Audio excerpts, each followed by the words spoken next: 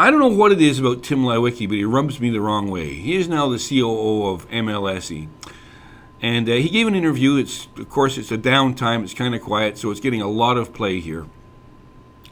And he's talking about what's going to happen, his dream. He's got a game plan. And that's all good. And I have no doubt that Tim Leiweke is not a decent leader of men. Obviously, his record speaks for itself, what he did out in Los Angeles, with the Kings out there winning the Stanley Cup and with the Galaxy winning a couple of MLS Cups. It's not just that. It's just something about him that rubs me the wrong way and rubs a lot of people the wrong way. And the thing that's getting a lot of play right now is not just sort of his plan for what's going to happen with the Raptors, and they might have to suck for a while before they get better, and the fact that he doesn't like Bryan Colangelo. And that happens when guys come in. When guys come in with big egos and big personalities, they're going to clash with some people. It's happened to me at places that I've worked, and I've clashed with guys who were complete and utter assholes, in my opinion, were bullies, and I'd stand up to them, and they didn't like that because that bullies don't like that. And Bryan Colangelo's got a big personality and a big ego, and so does Tim Leiweke.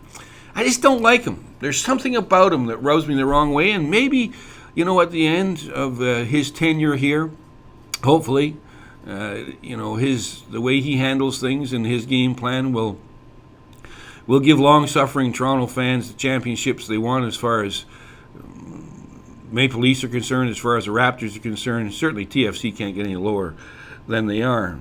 But he talked yesterday a little bit about forgetting about the history of the Toronto Maple Leafs. He talked about he didn't want players for the Leafs walking down the corridors and seeing photographs of the glory days of the Toronto Maple Leafs in 62 and 64 and 67.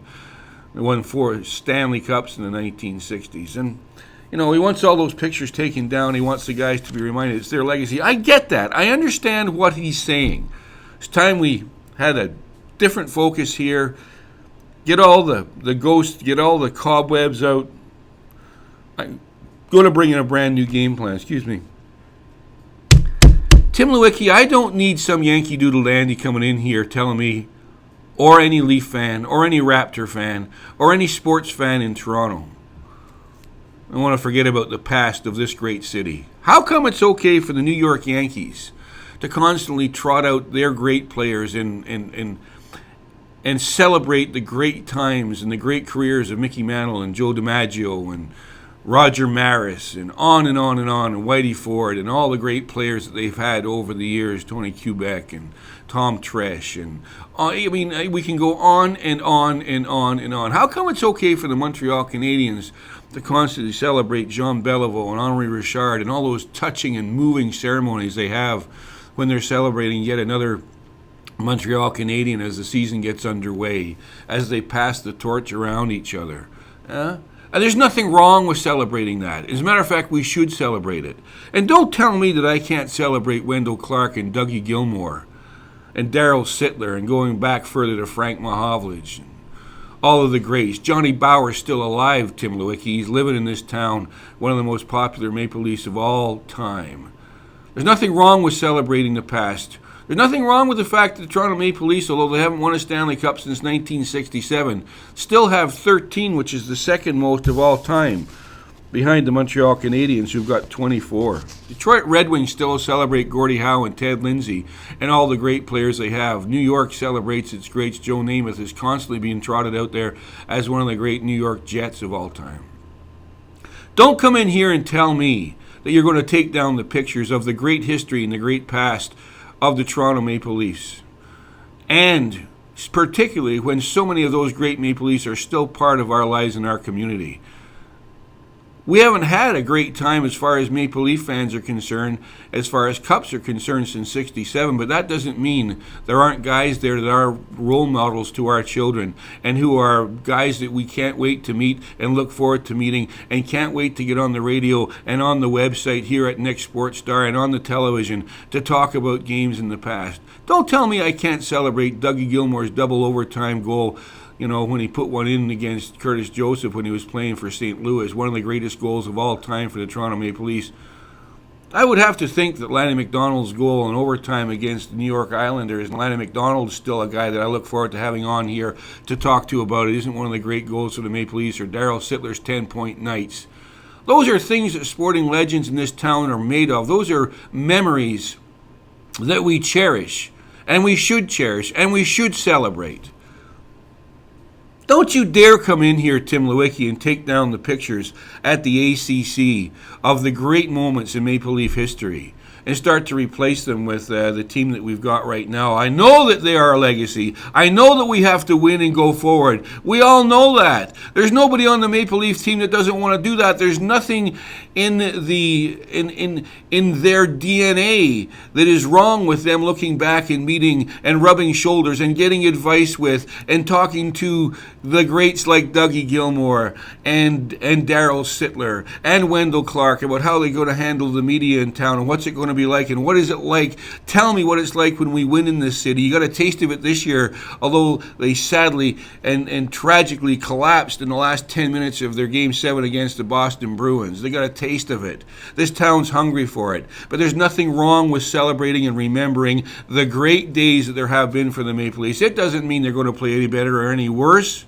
How dare you say you're going to come in here and suggest that you should take those pictures down and put them in mothballs somewhere so that the players can't be reminded of what it is to be a Toronto Maple Leaf. Those teams in those days, you idiot, are the ones that made the Maple Leaf legend what it is. There's many things that went into the legend of the Toronto Maple Leafs, from Foster Hewitt broadcasting the game right across this great nation of ours. You wouldn't know much about that, would you, you Yankee Doodle dandy? You're not a Canadian. And that's not wrong. There's nothing wrong with that. There's nothing wrong with people from all over the world coming here and contributing. But don't dare come in here and talk about taking those pictures down. The past and the history of the Toronto Maple Leafs should be celebrated. That's when they were great.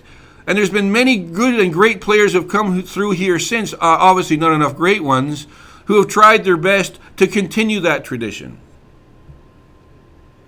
Guys are alive in this city right now, still going to charity functions every night. Sold out, raising fortune for all kinds of different charities, for sick kids' hospitals.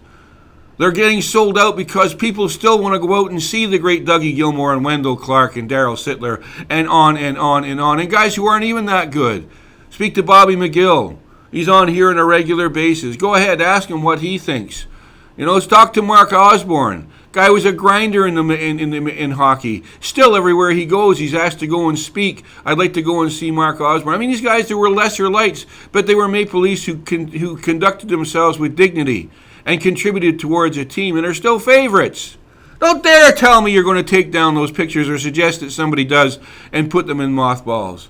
The tradition of that team, the Toronto Maple Leafs in particular, is a glorious one. And it is part of our DNA as Torontonians. And it's part of a DNA that we pass on to all kinds of new Torontonians who come in here. If they don't want to take it, that's fine. Don't take down those pictures. You celebrate the past. You try and build on it. And you try and make the guys that you've got playing for the team now add to it. I don't know if that's why you're bugging me, Tim Leiweke. I don't know if that's what it is. There's something about you I don't like. There's something about the way you conduct yourself, something about the way you talk to the media. That's all I can go by because I haven't had a chance to meet you. God knows we can't get you on the air here so far. I understand. And here's one more thing. Why the hell are you giving your interview, an interview that's so important to the people of Toronto, to the Bloomberg media people, and it shows up in the Washington Post? Have you heard of the Toronto Sun or the Toronto Star or the Globe and Mail or the National Post or NextSportStar for that matter? The hell are you doing an interview out of town for? Is it because you're American you don't get it? Is it just happens to be that they happen to call you up and ask you for the interview? I don't think so. I know every producer I've ever trained in this town has been contacting Maple Leaf Sports and Entertainment to get you to come on. I know you've done the rounds. You're going to give an interview with that kind of stuff in it? You give it to somebody here in Toronto. Because now you're getting panned for it. And you just have done by me. Something about you, Tim Leiweke, that I don't like.